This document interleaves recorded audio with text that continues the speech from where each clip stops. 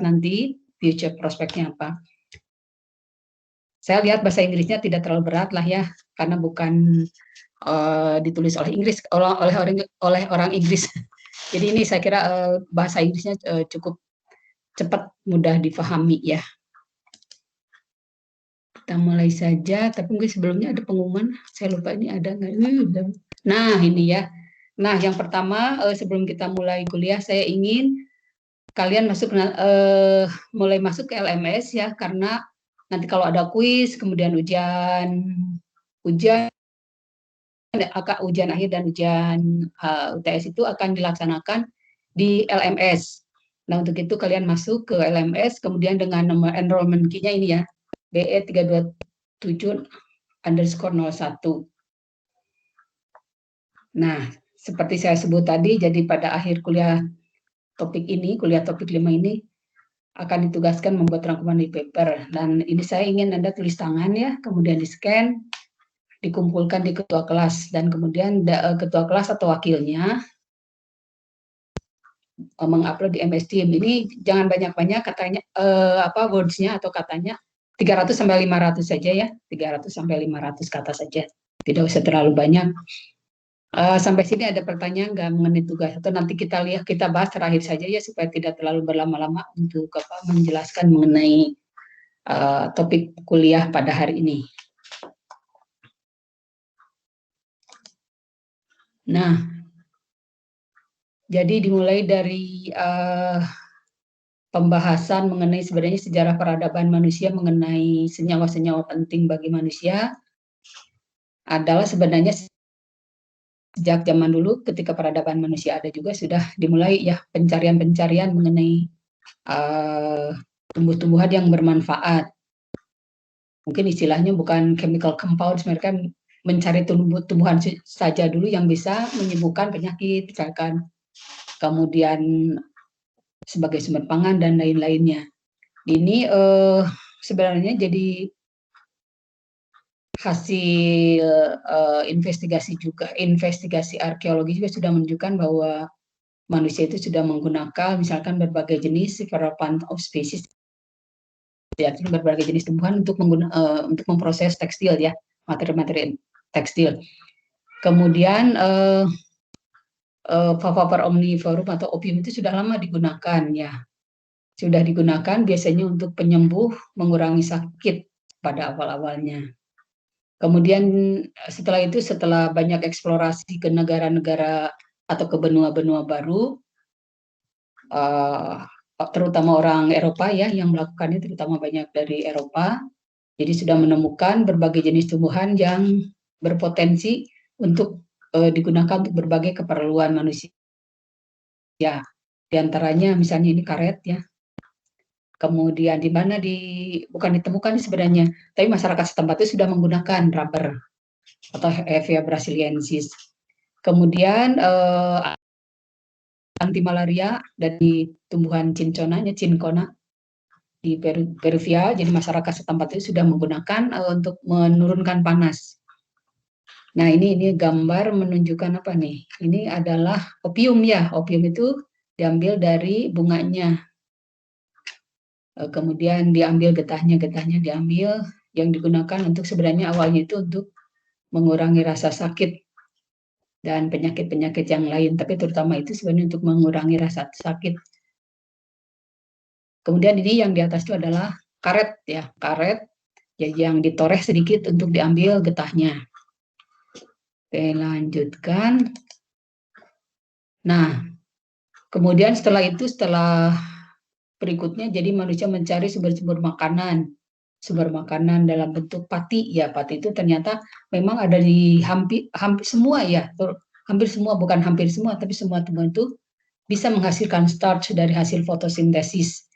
Tapi yang diinginkan oleh manusia itu adalah sebenarnya dalam bentuk yang banyak, dalam secara kuantitas banyak, bukan hanya sedikit hanya dari daun misalkan, tapi dari suatu misalnya tempat penyimpanan cadangan, misalnya di akar atau di batang, misalnya dalam jumlah banyak, sehingga ketika diambil itu manusia mendapatkan dalam jumlah banyak ya.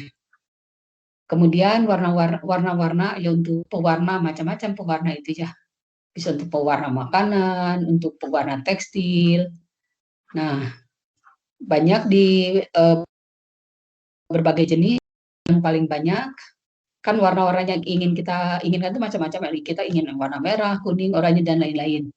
Tapi ada ini dicontohkan saja. Kalau warna merah itu biasanya dari ordo ya. Saya udah membahas what is ordo. Kelas ya, dari kelas Caryophyllales yang familianya ada di sini sebutkan contohnya itu Amaranthase. Amaranthase itu kalau jenis tumbuhannya adalah contohnya bayam, kemudian Cactaceae, kaktus ya. Kalau Xenopodiaceae mungkin kalian belum familiar dengan tumbuhan ini, berbagai kelompok tumbuhan ini karena banyak yang merupakan kalau kita sih kategorikannya sebagai apa namanya itu gulma ya. Padahal tidak semuanya gulma. Kemudian cardenolites. Nah, ini suatu senyawa. Saya sudah bahas mengenai metabolit sekunder ya kemarin, ada kelompok terpenoid. Nah, yang secara nama generik secara umum adalah disebutnya cardenolides ya, di terpenoid ini. Nah, ini famili-familianya Apocynaceae. Apocynaceae itu diantaranya tumbuhannya dulu itu adalah Kemboja. Mungkin kalian sudah tahu lah nama Kemboja itu yang seperti apa. Kemudian Asclepiadaceae itu jarang kita lihat ya, dan jenisnya pun tidak banyak. Kemudian Scrofulariaceae. Scrofulariaceae itu digitalis. Kita sudah membahas sedikit mungkin ya, bahwa ada yang disebut jenis yang disebut digitalis yang sangat berguna untuk ini memacu jantung, misalkan jantungnya lemah bisa menggunakan senyawa ya, senyawa yang dihasilkan kalau zaman dulu ya, sekarang mungkin banyak sintetiknya dari Scrofulariaceae ini. Nah, bagaimana metodenya untuk mengambil senyawa-senyawa tersebut? Sebenarnya secara tradisional ya masyarakat juga kan kalau misalnya ingin mengobati itu mereka suka bisa menggerus, menggodok. Nah, itu aja sebenarnya untuk mengambil senyawa-senyawa kimianya yang penting ya. Kalau dengan digodok itu dia akan keluar dari sel-selnya kan. Atau kalau digerus juga sama saja, digerus itu diekstrak ya kalau sekarang mungkin. Diekstrak itu supaya senyawa-senyawanya keluar dari sel-selnya. Nah, ini sebenarnya masyarakat zaman dulu itu sudah menggunakan yang apa? Kalau dalam sekarang itu mengekstraksi ya. Contohnya yang di Asia itu sudah banyak sih sebenarnya, terutama di Cina ya, China itu termasuk yang sudah mengembangkan obat-obat tradisional. Kemudian India juga. Dan masyarakat-masyarakat tradisional, kalau dulu mereka mungkin tidak disebut masyarakat tradisional, sekarang aja kita menyebutnya masyarakat tradisional. Masyarakat di Amerika ya, Amerika. Kemudian yang kemampuan-kemampuan tersebut itu diturunkan dari satu generasi ke anak-anaknya ya. Nah, yang tradisional metode seperti saya sebut tadi, untuk memisahkan dari daun misalnya dari akar atau batang, senyawa-senyawa metabolitnya biasanya tadi sudah saya sebut bisa mengekstraksi atau menggunakan air panas ya, digodok. Nah, kemudian dan ada berbagai macam, misalnya untuk kalau di jamu itu kan, ini kembali sedikit ke jamu. Ke jamu itu kan biasanya tidak hanya satu jenis ya, tidak hanya kunyit, tapi ada jahenya, misalkan ada kencurnya dan lain-lain. Nah, itu biasanya dilakukan crude extraction ya. Jadi crude extraction kemudian diperas atau difilter sebenarnya. Itu kalau bahasa kerennya sekarang itu difilter ya, difilter sehingga dapat filtratnya. Kemudian yang sekarang kita sebutnya sebagai metode yang contemporary atau modern lah. Biasanya ekstraksi itu berdasarkan based on polarity dari senyawa-senyawa kimia yang ingin kita dapatkan ya. Jadi nanti terpisah, nah yang kita inginkan yang mana nih. Itu sebenarnya mereka juga seperti kita ketahui pengetahuan itu kan tidak tiba-tiba, tapi ada asal muasalnya ya. Nah sebenarnya ada sambung menyambung nih. Jadi kita masyarakat sekarang tuh yang pasti melihat yang telah lama digunakan oleh generasi sebelumnya. Nah, yang ini yang termasuk yang sekarang digunakan ethnobotany approach ya. Ethnobotany approach itu jadi kita melihat atau mengintip, bukan melihat, mengintip sih sebenarnya. Melihat masyarakat tradisional itu menggunakan apa sih untuk obat ya. Misalkan di sini untuk HIV ini telah dicoba ya, mereka membandingkan antara pendekatan dan etnobotani sama apa yang random collection. Mengambil aja misalnya dia sudah tahu kalau kelompok Apocynaceae tersebut misalnya banyak mengandung alkaloid, jadi bisa digunakan sebagai obat, diantaranya misalnya HIV ya. Jadi mereka melakukan, tapi ternyata hasilnya bahwa dengan melihat ke masyarakat tradisional tradisional apa saja yang telah digunakan untuk tapi ternyata bisa 25%-nya ya, jadi lebih efektif dibandingkan dengan random collection, hanya 6%, kali ini 25%.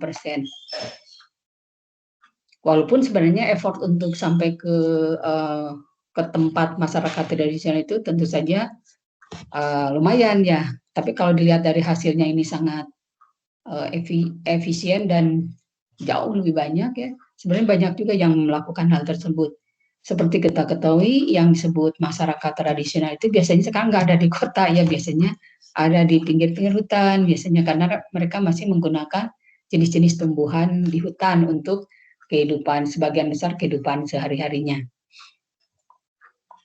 Dan harus bisa bahasa mereka, nah itu mungkin yang menyebabkan effort untuk meneliti, mencari tahu jenis-jenis yang digunakan itu sangat luar biasa mahal ya. Nah, kemudian metode ini secara garis besar saja ya, method of plant analysis untuk menghasilkan senyawa kimia yang berpotensi. Pertama, tentu saja ekstraksi dan isolasi ya. Diekstrak, dikeluarkan, kemudian diisolasi sehingga yang terpisah yang kita butuhkan saja. Sehingga diseparasi ya, separation. Diidentifikasi apa sih senyawanya misalnya. Kemudian analisis lebih lanjut nih mengenai biasanya mengenai kuantitasnya, seberapa banyak yang dikandungnya. Jadi tahap-tahapan. Kemudian kita kembali ke awal, berarti ini kita pura-puranya dari awal nih. Kita melakukan koleksi material sendiri ya, mungkin Anda nggak akan melakukan seperti itu ya. Collection material. Jadi materi misalnya kita ingin mengambil tumbuhan apa misalnya, bayam hutan misalnya. Kita koleksi ke hutan, tapi sebelumnya juga sudah tahu di mana nih banyak ditemukan. Tidak asal-asalan, kalau terlalu random itu effortnya luar biasa. Kita kan sekarang sudah sangat secara teknologi dan secara informasi itu sudah sangat luar biasa ya. Jadi kita harus sebelum ke lapangan itu biasanya persiapan itu adalah misalnya lokasi di mana harus sudah pasti bahwa di sana itu pasti banyak ya. Kemudian record information. Nah, jadi mengenai site location. Kalau misalnya kita ingin menanam sendiri, jadi kita juga harus tahu soil conditions gimana, ecological habitat dan seterusnya, data, plant identity, betul nggak nih yang kita ambil yang bayam ya, Amaranthus spinosus misalnya ya. Dan siapa yang melakukan koleksi juga harus dicatat. Kemudian sekarang itu udah ada GPS ya, jadi itu penting dicatat koordinatnya. Sehingga kalau misalnya kita akan kembali mengambil bayam tersebut, kita sudah tahu lokasinya di mana. Kemudian ini mas sangat umum sekali ya, ini segala diambil intinya itu soil samples untuk mengetahui kandungan tanahnya apa sih sebenarnya ya, senyawa-senyawa yang penting. kemudian pH dan tipe dan seterusnya. Kemudian kamera sekarang itu dari HP juga udah pada bagus ya kameranya, jadi penting kamera itu untuk sebagai bukti ya, sebagai bukti bahwa misalnya diambilnya di mana dan selain itu kondisi lingkungannya seperti apa. Misalkan bayam di suatu lokasi itu biasanya berdekatan dengan pohon pinus misalnya ya. Kemudian field guide ya, jadi kita perlu juga kalau ini kita misalnya ke lokasi yang rada ekstrim ya, tapi atau yang belum, jangan kita nggak pernah ke sana, yang bukan kebun lah intinya itu. Kemudian makanya kita perlu field guide ya. Kemudian sampai di tempat, misalkan kita juga harus tahu mengapa menyimpannya ketika di tempat lokasi tempat pengambilan supaya sampai ke lab atau tempat kita akan meneliti itu misalnya dalam kondisi harus fresh enggak nih, nggak apa-apa kering atau gimana, itu harus tahu juga. Misalkan boleh apa saja misalnya tidak, itu disimpannya juga harus tempat tertentu ya, kantong plastik atau koran. Kemudian sampai di tempat misalkan lakukanlah ekstraksi ya. Tapi seperti kita ketahui perlakuan juga macam-macam ya, sekarang itu ada yang bisa fresh tapi ada yang mengharuskan dried before extraction, ada juga gitu ya. Pasti ada alasannya mengapa harus dry atau mengapa harus fresh, pasti ada lah. Nah, kemudian ini contohnya saja. Kalau kita mau mengambil metabolit sekunder seperti flavonoid, alkaloid, bisa dilakukan dari herbarium nih. Seperti kita ketahui berarti boleh kering ya artinya kan. Seperti kita ketahui sekarang itu kadang-kadang sampai untuk misalkan effort yang luar biasa untuk ambil di lapangan, jadi terpaksa mungkin mengambil dari herbarium, walaupun sebenarnya itu ya agak kurang bagus sih sebenarnya. Tapi misalkan dalam kasus-kasus yang ini yang sangat urgen, misalnya bisa saja misalnya untuk membedakan kandungan. Di sini dicontohkan nih, misalnya mint dari daun mint yang sekarang dengan zaman dulu misalnya. Nah, ini dilakukannya mau membandingkan antara mint yang sekarang dengan yang mint tahun 1800-an, diambil dari koleksi herbarium yang hasil dari koleksi Linnaeus ya. Sangat lama sekali. Nah, ini seperti biasa harus bekerja dengan rapi, dengan bersih dan lain-lain, itu udah biasa ya. Berikutnya misalnya tadi sudah disebutkan ekstrak itu macam-macam ya. Ya, penting juga ini tujuannya untuk apa dulu ya, tapi intinya sih sebenarnya untuk mengeluarkan sel jaringan-jaringan senyawa kimia dari sel-sel itu sebenarnya ya. Ini macam-macam, dan intinya juga solventnya juga bisa macam-macam, tergantung juga. Ada yang canggih sebenarnya, ada yang disebut ultrasonic extraction, ada supercritical extraction, macam-macam sih ya, yang mungkin kita belum punya. Nah, ini secara garis besarnya saja method of separation ininya. Jadi mulai dari daun yang segar atau bunga dihomogenisasi dengan apa dan seterusnya ya. Ini kalian nanti akan biasa dengan ini, saya kira. Mungkin sekarang udah biasa ya untuk praktikum harus seperti ini. Ini disimplifikasi ya. Lanjut. Tadi kita udah ekstraksi, udah ini dipisahkan. Nah, ini pemisahan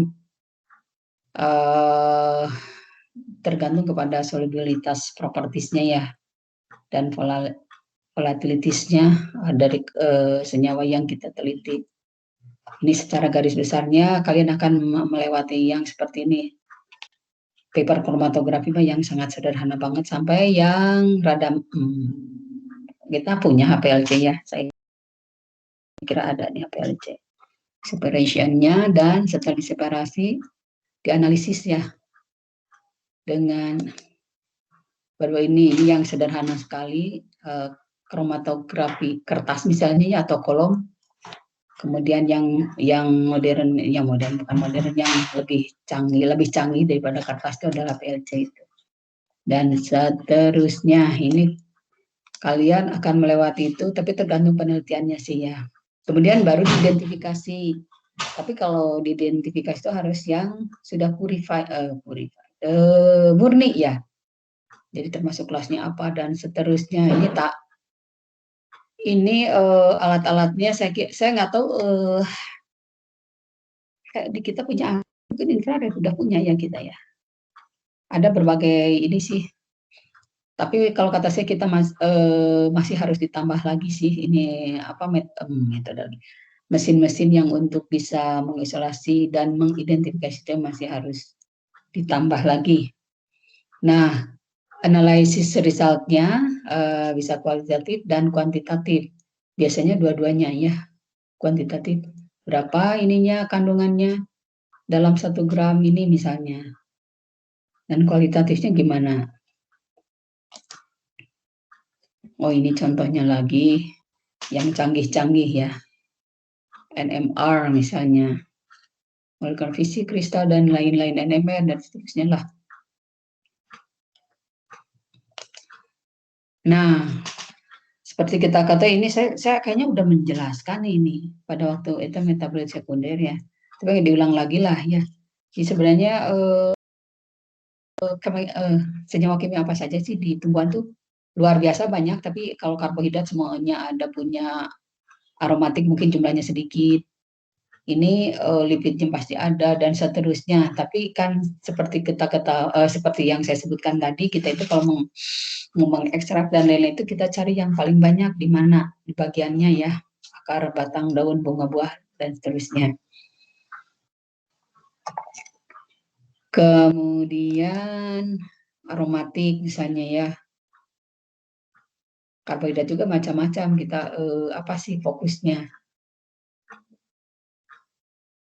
Kemudian nah ini sudah berarti tadinya metode yang tadi udah dianggap selesai. Kita lihat sekarang lebih ke pengembangannya sih ya. Plant biotechnology from basic science to industrial application. Kalau saya pikir sih kalau RH udah harusnya udah industrial application ya, walaupun masih skala apa bioreaktor ya. Jadi sebenarnya kalau menjadi mesti dibedakan antara agrikultur pertanian dan industri ya. Kalau industri itu kebayang oleh saya mah udah lebih ke senyawa-senyawa itu sudah yang apa senyawa-senyawa yang sangat-sangat spesial banget ya. Tapi kalau lihat di pertanian masih reproduksi, food quality, ornamental and agronomic plants, plant defense. Tapi kalau industri ini phytopharmaceutical, jadi berarti sudah ke senyawa-senyawa yang tertentu ya. Flavor and fragrance, insecticide. Walaupun di sini insektisida bisa, tapi misalnya tidak lagi dari kalau di pertanian itu masih dari daun-daun ya misalnya ininya apa diambil dari daun-daun yang berpotensi bisa menghasilkan insektisida. Kalau yang industrial itu sudah senyawa-senyawanya ya diambilnya itu. Kemudian pewarna dan spesifik banget misalnya minyak vetiver ya sudah sangat, walaupun vetiver juga bermacam-macam juga ya mungkin ininya apa senyawanya banyak juga sebenarnya. Nah, kemudian yang tidak banyak dilakukan di pertanian adalah kalau di apa rekayasa hayat itu ada in vitro cultures ya. Sebenarnya untuk apa sih in vitro itu? Nah, kalau in vitro itu kan dilakukannya di dalam lab ya, skala lab ya, bukan di apa di lapangan kan, pertama itu.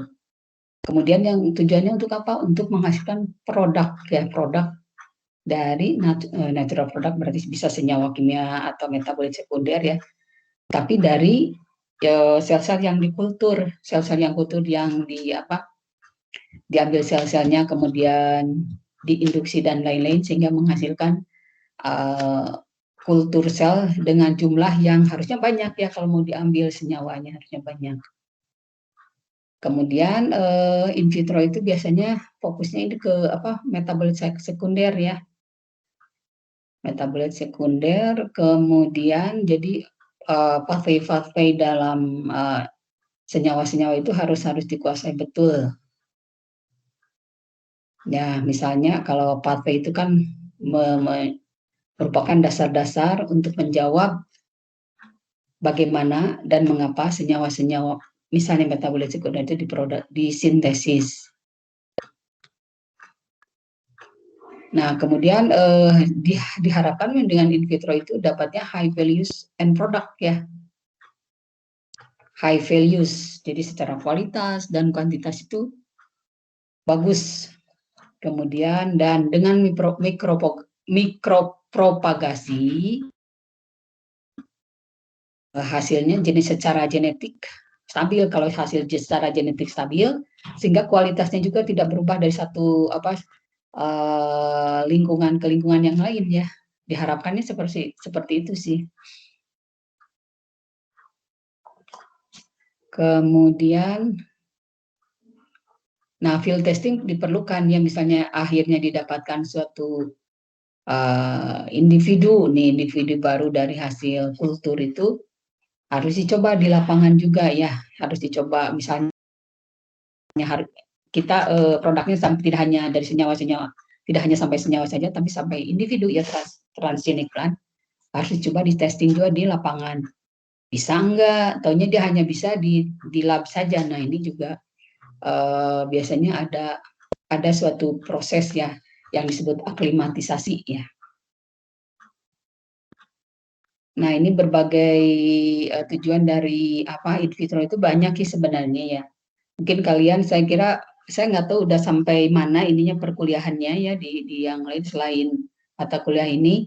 Mudah-mudahan sih udah sampai ke sini. Jadi yang saya jelaskan itu tidak roaming ya. Jadi dipahami gitu. Nah, kemudian ya mungkin yang dari RH itu mungkin yang ditekankannya adalah ini mengenai scaling up dan bioreaktor design ya. Bioreaktor design mungkin yang membedakan dari pertanian. Oke, lanjut. Nah, natural product yang diinginkannya apa nih? Ini hanya ini saja sih sebenarnya. Kalau edible dan bisa dimakan langsung mungkin bukan dikategorikan sebagai kita mencari bioproduk mungkin ya. Ini mah hanya menunjukkan edible yang bisa langsung dimakan fresh. Tapi kita tahu juga bahwa setiap jenis tumbuhan ini misalkan apel atau persi mengandung senyawa-senyawa tertentu yang akan berguna bagi manusia kan ya. Makanya kita makan juga. Kita tidak makan asalan kan sebenarnya itu idealnya. Misalnya memakan walnut dan sebenarnya pasti kita tahu lah bahwa di walnut itu punya senyawa-senyawa atau kandungan kimia yang berguna untuk tubuh kita. Kemudian ini untuk hewan, animal fodder, kemudian essential oil juga kan. Jadi essential oil itu kan tujuannya bermacam-macam ya. Tergantung untuk ini untuk apa sih sebenarnya. Kemudian pewarna bisa bermacam-macam ya diambilnya. Tergantung warnanya apa. Kalau misalnya dari euphorbia ya, euphorbia biasanya yang hitam. Diambil dari mana bagiannya? Misalnya kulitnya dan seterusnya. Kemudian, nah ini lebih ke senyawa-senyawa ya, senyawa yang dicontohkan di sini legium karena termasuk jenis yang banyak ya. Kemudian dan telah diketahui bermanfaat banyak manfaatnya bagi manusia. Jadi banyak diteliti nih. Kita sudah tahu kalau kacang-kacang itu kaya akan protein ya, termasuk protein nabati yang banyak menghasilkan protein.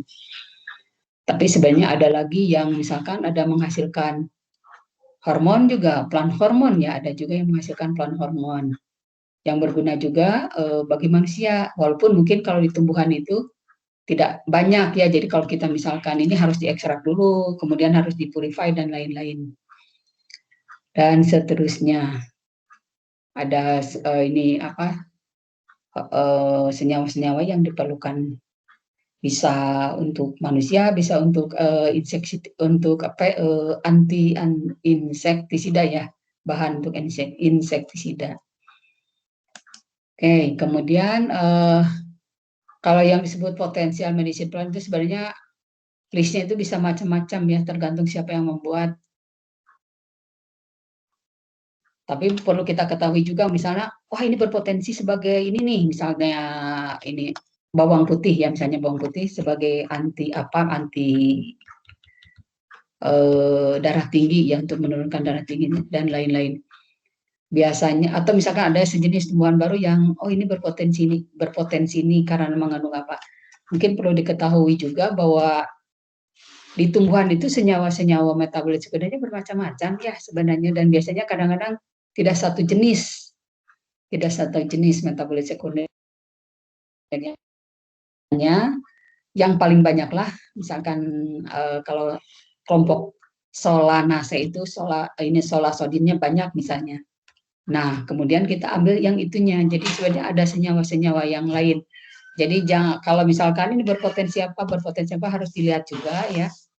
Kadang-kadang apa, kalau bisa ada alkaloid aja, oh ini udah berpotensi, belum tentu juga ya. Tergantung jenisnya apa, kemudian jumlahnya berapa, kemudian tumbuhan itu jenis yang mudah ini enggak siklus hidupnya ya. Kalau misalnya jenisnya adalah pohon, nanti siklus hidupnya kan lama, 5 tahun misalnya. Jadi kalau untuk diproduksi itu terlalu lama ya. Jadi biasanya makanya orang-orang itu lebih banyak menggunakan herba, kelompok herba ya. Jadi karena siklus herba itu kurang dari setahun misalnya ya, diambil yang dari herba. Jarang pohon, walaupun demikian ada yang pohon juga ada isi, misalnya seperti taksus itu adalah pohon, diambil dari kulitnya, kulit batangnya. Ini banyak sekali, mungkin bawang putih, aloe vera, apa aloe vera itu ada lidah buaya, anona, buah, kemudian pekari pepaya dan seterusnya. Tamarindus, asam, buah, Momordica carantiate itu adalah paria ya. Tapi ada sejenis tumbuhan yang sudah banyak dikembang, bukan banyak dikembang, banyak manfaatnya ya. Karena dia di dalam biasanya tubernya atau umbinya itu dia mengandung banyak senyawa kimia yang bermanfaat. Di antaranya itu kelompok Zingiberaceae ya. Zingiberaceae itu kan macam-macam ya. Zingiber itu misalnya kunyit, kencur, kemudian pokoknya yang apalagi di dapur kalian harusnya dilihat pasti ada. Jadi perlu kita ketahui Kak, di dapur itu masak ibu-ibu kita itu kan memasak sesuatu, masukin salam, masukin apa misalnya jahe, elaja apa laos, itu pasti ada gunanya ya. Pasti ada gunanya. Dia juga kan belajar dari uh, ibunya dia dari nenek dan seterusnya. Jadi tidak asalnya masukin aja ya, dan tidak hanya asal enak, tapi ada misalkan salam untuk apa, ini untuk apa sih ada ya. Kemudian, nah ini ada juga, jadi seperti saya sebutkan kalau apa medicine plants of the world itu kadang-kadang beda-beda orangnya ya. Di sini ada yang kita tidak punya, misalnya Ephedra sinica tidak ada di kita. Ini juga setahu saya Echinacea itu, angustifolia itu nggak ada juga. Tapi sekarang mah walaupun tidak ada, kalau misalnya bisa dengan kultur jaringan ya kita bisa dapat juga. Tapi tapi di sisi lain kita juga udah banyak sekali nih jenis-jenis tumbuhan yang asli kita ya. Kalau tidak dikembangkan sayang sekali, mengapa jauh-jauh mencari dari tumbuhan luar gitu. Kita juga banyak sekali sih sebenarnya. Ini kalau ini berdasarkan sebenarnya banyak sih list-list ini ya. Biasanya kalau yang ditulis di sini biasanya sudah banyak digunakan, sudah banyak diekstrak, dan beberapa mungkin sudah diketahui ininya apa potensinya, atau sudah diperjualbelikan misalnya ya dalam bentuk kapsul. Misalnya ginkgo biloba kan kalian sudah sering dengar ya, itu di kita nggak ada. Ini tumbuhan termasuk kelompok tumbuhan 4 musim yang biasanya digunakan untuk meningkatkan apa supaya tidak lupa lah, coba apa namanya, daya ingat, dan banyak sekali nih. Kemudian nih yang slide terakhir. Nah, jadi mungkin perlu diketahui juga bahwa yang disebut terapik atau pengobatan yang dari tumbuhan itu bisa dikelompokkan macam-macam ya. Ada yang sudah jadi obat. Ini ada singkatannya NCA itu apa misalnya. Non-chemical entity, kemudian ada OTC, over the counter, kemudian RX itu prescription drugs ya, prescription drugs. Jadi obat-obat yang harus kalau beli itu harus menggunakan resep dokter. Jadi ada drugs, ada dietary supplement diet, kemudian nutraceuticals dan rekombinan protein sih yang bisa dikelompokkan nih. Jadi ada ya seperti kita ketahui ada yang harus membeli itu dengan menggunakan resep dokter, berarti dia sudah untuk pengobatan ya, jadi tidak boleh lebih dari yang diberikan didosiskan oleh dokter itu. Tapi ada yang juga dietary suplemen ya, kita bisa agak ini untuk meningkatkan kesehatan kita. Ini bisa dibeli di apotek atau bisa misalkan di toko-toko obat juga ada ya. Misalkan yang sudah banyak dijadikan suplemen diet, misalnya dicocokkan ada garlic bawang putih ya. Kemudian ada nutraceuticals. Dia ini juga berguna juga nih, merupakan ini food engineered or supplement to provide health. Misalnya minyak canola, golden rice, atau nih vaksin edible ya, vaksin edible. Vaksinnya yang dihasilkan dari biasanya dari tumbuh-tumbuhan ya. Kemudian rekomendasi protein. Pharmaceutical protein express and isolated from non-komersialisasi ya. Masih dalam ini, masih several in clinical trials. Atau misalnya udah jadi ini juga sih, udah jadi apa, obat-obat juga. Jadi ini sebenarnya ya, mungkin kalian juga sudah, kalau ini misalnya garlic mungkin sudah bisa menggunakan juga ekstraknya yang garlic yang diekstrak, atau protein single cell protein misalnya dari alga hijau ya, ada juga dijual. Oke, nah itu saya kira yang untuk hari ini. Kalau ada pertanyaan silakan sebelum ke tugas. Kalau tidak ada pertanyaan, baiklah kita mulai dengan tugas. Oh, yang ini belum. Tugasnya harus diomongkan lagi berarti.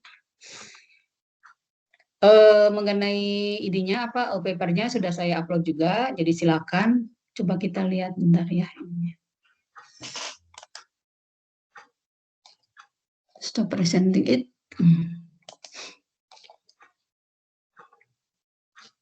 Kalau di sini nggak ada. Saya stop presenting ya, jadi kita pakai screen share.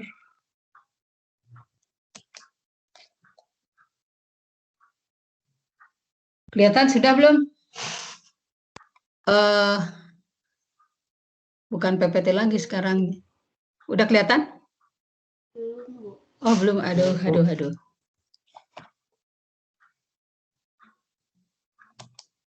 Udah ya? Belum.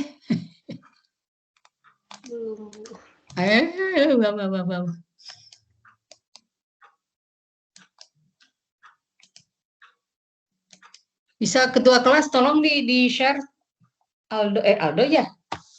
Iya, ketua kelas atau ya, sok silakan enggak.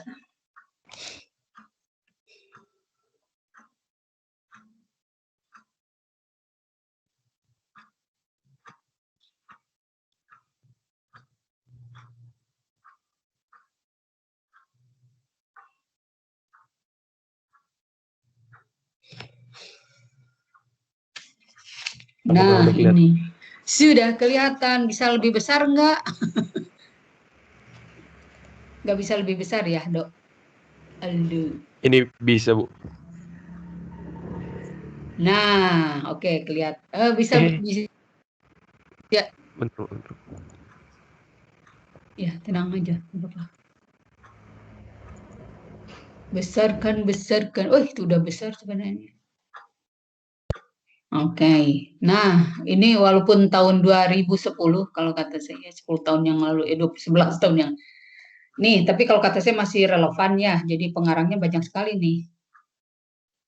Production of the anti-cancer drug Taxol in Taxus baccata suspension cultures ya, review. Coba lanjut, Dok.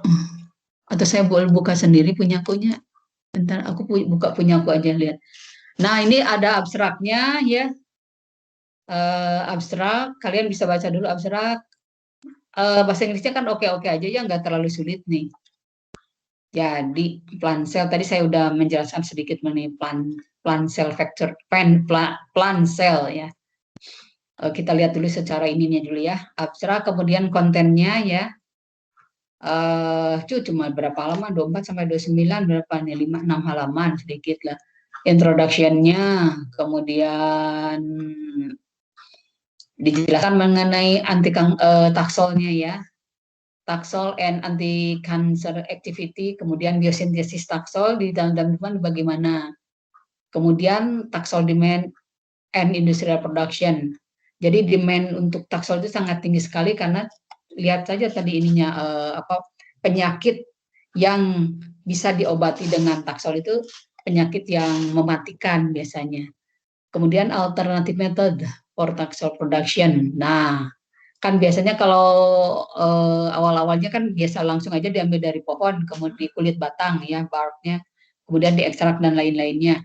Sekarang karena misalnya jumlah tumbuhannya makin sedikit, kemudian seperti kita ketahui taksol itu atau taksis itu merupakan gimnospermae itu adalah pohon.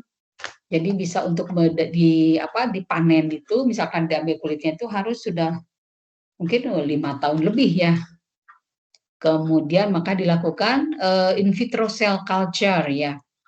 Jadi mungkin kalian sudah belajar lah kalau induction-nya gimana dan seterusnya, establishment of cell suspension culture and production of ininya senyawa ini yang dicari adalah taxanes ya. Nah, kemudian bagaimana approach untuk meningkatkan produksinya. Yang pertama tentu saja harus dipilih nih sel-sel yang kita udah di dalam ini ya, sel culture sekarang. Jadi harus dipilih sel-sel yang ini yang menghasilkan hasil yield yang tinggi. Kemudian dioptimasi, setelah dipilih dioptimasi kan ya. Nah, jadi harus ditentukan dulu ini apa nutrisinya, kemudian karbohidrat source-nya apa ya. Kemudian hormon tentu saja untuk pertumbuhan itu diperlukan hormon. Nah, untuk meningkatkan atau mempercepat biasanya digunakan elicitors ya. Kemudian tambah prekursor dan lain-lainnya ini ya. Nah, ini akan dibahas sedikit mengenai apa sinergik dari kan ditambah-tambahkan macam-macam ya. Ada elicitor, kemudian ada prekursor dan lain ini gimana gimana senyawa-senyawa itu bekerjanya secara sinergi gimana. Kemudian in situ product removal ini masih kultur, kemudian diimobilisasi supaya meningkat ya. Kemudian scale up, nah baru scale up studies in bioreactor. Kemudian ada sedikit mengenai metabolic engineering-nya. Dan nih setelah mendapatkan hasil, bagaimana hasilnya, prospek dari hasilnya ini gimana kita saya lihat aja ya di sini.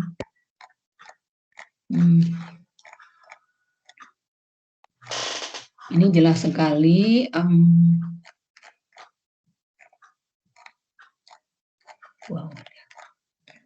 Nah, ini future prospektif. Nah, Taxus yang paling sering digunakan untuk studi ini, biosintesis pathway and improve production anti-cancer drug. Nah, ini coba jadi di pertama di-improve dulu ya, metode-metodenya di-improve sampai mendapatkan hasilnya. Jadi karena disebutkan di sini bahwa sebenarnya yang diperlukan itu sampai 1 tonan ya per year pada tahun 2012. Mungkin sekarang diperlukannya lebih tinggi lagi. Makanya harus dibuat suatu peningkatan selain senyawanya ya, selain senyawanya juga ini cara-caranya ya. Cara-caranya seperti yang kalau tadi dikasih elisitor dan lain-lain supaya meningkat produksinya. Nah, ini adalah chronological studies of suspension culture of Taxus Bakata. Ini jadi sudah mulai tahun 93 nih. Sampai yang tuh ini sudah ekspresi dipelajarinya studies on gene expression. Dan tuh ini udah jadi sangat panjang sekali perjalanannya ya. Memang kalau seperti kita ketahui kalau perjalanan dari sampai obat juga seperti ini ya, dimulai dari awal-awalnya pembentukan sel culture tahun 93, kemudian berikutnya setiap peneliti melakukan hal yang lain sehingga akhirnya didapatkan suatu misalnya metode-metode yang lebih shortcut atau lebih pendek dan hasilnya lebih bagus. Itu perlu perjalanan yang panjang. Nah, ini sampai berapa nih? Mungkin sekarang juga masih terus lakukan berbagai penelitian. Nah, akhirnya didapatkan misalnya suatu taksol yang banyak, tapi tidak mengambil dari tumbuhan secara langsung, tapi secara kultur, jadi di kultur di dalam lab. Itu sebenarnya intinya dari publikasi ini. Nah, tugas kalian adalah seperti yang saya sebut tadi, ya, kuliah. Ini tugasnya perorangan dan ditulis tangan, maksimumnya jumlah katanya 300 sampai 500, terserah kalian ya. Kemudian apa yang harus ditulis nih? Yang pertama harus paham dulu ya. Paham itu mungkin kalau saya sih tidak memerlukan terlalu detail lah ya. Karena mungkin waktunya yang disediakan tidak terlalu banyak. Nah, jadi yang pertama latar belakangnya apa sih, mengapa dicari suspension, melakukannya dengan suspension culture? Apa ada tadi saya sebutkan ada permasalahannya mengapa? Di future perspektif juga ada disebutkan. Kemudian approach yang dilakukan apa? Kemudian approach-nya udah banyak nih. Kemudian metode, bukan metode, approach-nya ini approach untuk meningkatkan produksi apa yang dilakukan nih. Tidak usah terlalu detail ya, karena jumlah kata nggak terlalu banyak, jangan terlalu banyak. Approach-nya sehingga bisa kemudian dilakukan scale up studies in bioreaktor, kemudian dilakukan metabolic engineering. Kalian lihat apa sih yang dilakukan metabolic engineering, dan akhirnya dari penelitian tersebut dapatkan prospeknya apa sih gitu ya, prospeknya ini ada disebutkan. Gitu aja. Kata-kata jangan terlalu banyak. Silakan, ada pertanyaan mengenai tugas ini? Maaf Bu, izin bertanya. Ya, silakan. Untuk penulisannya apa boleh menggunakan catatan digital gitu Bu, atau harus? Boleh lah. Tapi kan tidak semua orang bisa nggak? Semua punya digital gitu nggak? Atau setiap orang punya? Silakan aja lah, boleh ya. Misalkan hampir semua punya, mangga silakan pakai digital. Boleh. Harus disamakan atau bergantung kemampuan Bu? Bergantung aja lah kalau disamakan. Oh iya, baik. Kalau disamakan nanti ada yang nggak punya, kasihan dong ya. Aldo mau jam berapa dikumpulinnya, Dok? Ke saya aja nih. Saya mau berhubungan dengan Aldo aja untuk pengumpulannya. Jadi Aldo silakan berdiskusi, dikumpulkannya di MS-nya mau jam berapa? Aldo silakan diskusi dengan kawannya mau jam berapa? Oke, Bu. Ya silakan. Jam 9 selesai enggak? Terserah sih.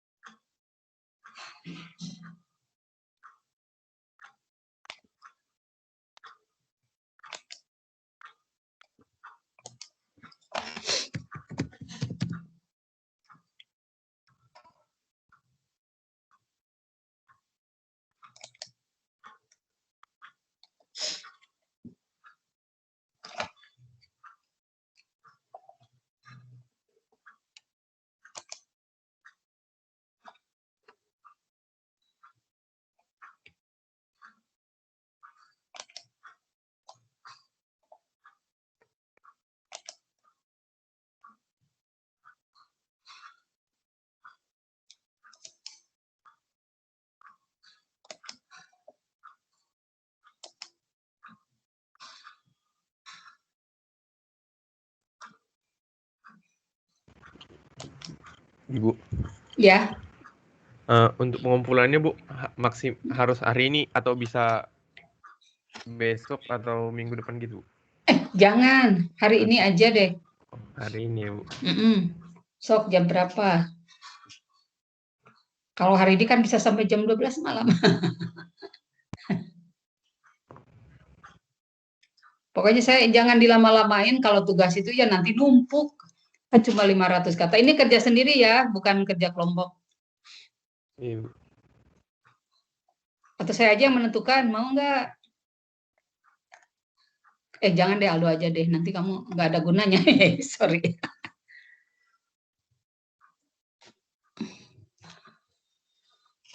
Jangan sampai merepotkan kamu tuh teman-temanmu itu. Bu, maaf sebelumnya. Ya. Untuk kami yang dari 19 hari ini tuh ada praktikum sampai sore, Bu, dan malamnya juga ada hearing himpunan gitu, Bu. Waduh. Tapi saya Dan nggak mau besoknya kegiatan mahasiswa dikalahkan oleh mengalahkan kegiatan akademik, kan nggak mau saya. besok salah satu matkul juga, Bu. Terus jadi saya gimana dong? Saya nggak ada apa-apanya. Kalau gitu sekarang aja lah, sampai jam 10 ya. Kata-katanya dikurangi aja, jadi nggak usah 300 sampai ini 200 kata aja ya. Hari ini ya, oke? Jam 10 nih, saya nongkrong aja di sini. Gimana kalau gitu? Soalnya biasanya kalau ditunda-tunda kalian itu bukan emang jadi sibuk banget, tapi ini kan masih sampai jam 10 itu kan masih punya saya waktunya ya. Jadi saya tunggu sampai jam 10, tapi ininya dikurangi kata-katanya sampai 200 kata aja. Maksimum tuh, kalian hanya bisa nulis judul juga boleh kalau nilainya mau jelek. Gimana? Kalau 2359 malam ini boleh nggak Bu? Gimana? Kalian udah katanya banyak kerja. Tadi ini itu. Gimana nih? Jangan gitu Saya terus terang aja ya, kalau jangan sampai kegiatan yang himpunan itu jangan dijadikan alasan. Kalau himpunan itu saya paling no ke akademik, no ya. Jadi kalau misalnya 23.15 menggawai, tapi jangan karena alasan kemahasiswaan, no way itu buat saya ya. Nggak bisa gitu. Kalian kalau gitu ya udah nggak usah sekolah, jadi kemahasiswaan aja. Ya jangan gitulah, jangan ditabrakan, maksudnya diadukan, jangan, itu masing-masing aja. Saya tidak anti kemahasiswaan, harus ya kalian ikuti, tapi jangan sampai Bu saya ini jadi nggak bisa, no way, ini kuliah ya, ini akademik ya. Gitu. Aldo gimana nih? Saya sebenarnya nggak mau diskusi dengan yang lain, hanya dengan Aldo saya. Kalau dengan yang lain kan jadi merembet, jadi ingin ini, enggak. Aldo gimana Aldo? Tadi kamu mau 2359. Bu, pertimbangannya kan yang kalau dari 2018 itu mungkin nanti ada mata kuliah Bu sampai sore juga untuk mempersiapkan Kalau mata kuliah saya boleh pertimbangan, tapi kalau kegiatan mahasiswa no way saya. Saya mengalah untuk kemahasiswaan no way ya. Oke, jam 2359, tapi katanya words-nya jadi ditingkatkan lagi kan gitu ya. Jangan sampai 500, 300 lah, maksimum 300 so. Oke? Mangga. Saya dengan dealnya dengan Aldo aja ya. Kalau mau yang sekarang juga kamu harus terima ya Aldo, misalnya angkatan yang tidak sibuk, tidak ada yang sibuk, tidak sibuk. Silakan aja terima ya. Kemudian daftar tadi saya lupa baru membuka saja, tapi sudah saya set tadi jam berapa ya? Bentar. Aduh, saya udah turunkan kok ininya. Tadi maaf lupa. 9.15 ya, tambahin lah. Yang 9.15 masih ada yang belum. 9.20. Ya, saya 9.20 ya, saya set. Dan sekarang ini nggak ada ketua kelas, jangan dibebani dengan ini yang belum hadir lupa enggak ya. Sekarang kalau dengan saya langsung, kalau misalkan ini langsung ke saya ya. Dan tentu saja saya bisa menerima atau enggak ya. Oke, jadi tugas nanti 2359, kemudian daftar hadir sudah saya set sampai 9.30. Jadi silakan ya. Oke, terima kasih. Mungkin untuk hari ini ya itu saja. mengenai UTS dan lain-lain belum saya jadwalkan. Mungkin jadwalnya sesuai dengan ini aja lah ya, dengan kalender akademik. Kemudian tadi pesan saya, kalian harus mulai enroll ke ini, ke LMS ya. Kalau ada kesulitan, silakan langsung. Mungkin kalau saya nggak tahu nih, masih ada cukup waktu nggak untuk membeli siapa saja yang nggak bisa enroll. Tapi atau langsung aja lah ke saya lah ya kalau gitu. Gimana kalau gitu? Ya. Izin menyampaikan Bu, tadi kan saya udah coba lihat Bu, yang untuk enroll mahasiswa, yang untuk kelas di 2020-2021 Bu itu nggak bisa di-enroll Bu, yang bisa di-enroll itu di kelas 2019-2020 Bu. Oh gitu ya? Iya Bu. Oke, nanti saya itukan dulu lah ya, mungkin belum di sebenarnya udah di 2029 kalian bisa masuk tapi namanya belum di set. Nanti saya cek dulu atau ya kalau gitu ya, saya cek itu. Kan tinggal ganti tahunnya aja paling. Oke, jadi tahun 2019 bisa tapi 2020 belum bisa. Oke, ada lagi Aldo? Paling mau ngerangkum aja Bu. Jadi untuk tugas kali ini nanti kayak buatnya itu Bu maksimal 300 kata ya Bu. Bisa ditulis tangan atau betul. digital gitu. Ya, bisa. Ya, bisa. Kalau filenya dikumpulkan dalam bentuk PDF ya Bu. Iya, PDF aja biar tidak loncat-loncat. Oke, apa lagi? Ini kerja sendiri ya, jangan saling nyontek. Oke, terus apa lagi? Untuk pengumpulannya Bu, baiknya langsung saya kirim ke Ibu atau dibuat di file MS Team Bu? MS Team aja ya, biar gampang. Oh iya Bu. Ya, seperti biasa lah MS Team. Enggak, belum pernah ini ya, yang lain. Oke. Ada lagi, Aldo? Dari saya cukup Bu. Oke, ya, udah.